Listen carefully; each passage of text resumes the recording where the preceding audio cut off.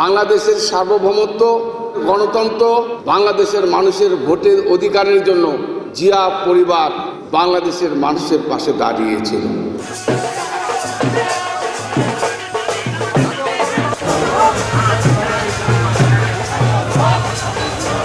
সর্বপ্রথম শহীদ প্রেসিডেন্ট জিয়াউর রহমান সাহেব প্রথমে 40%, তারপরে 50% টাকা সরকারি অনুদান উনি দিয়েছিলেন।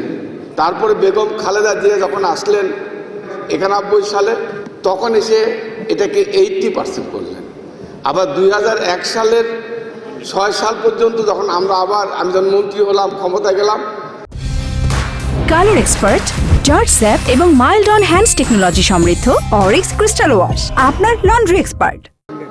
100%, অর্থাৎ আজকে যে বেতন ভাতা আপনারা পাচ্ছেন, এই পুরো টাকাটাই কৃতিত্ব হচ্ছে বিএনপি খালেদা জিয়া। বাংলাদেশের স্বাধীনতা, বাংলাদেশের সার্বভৌমত্ব, বাংলাদেশের গণতন্ত্র, বাংলাদেশের মানুষের ভোটের অধিকারের জন্য জিয়া পরিবার বাংলাদেশের মানুষের পাশে দাঁড়িয়েছিল।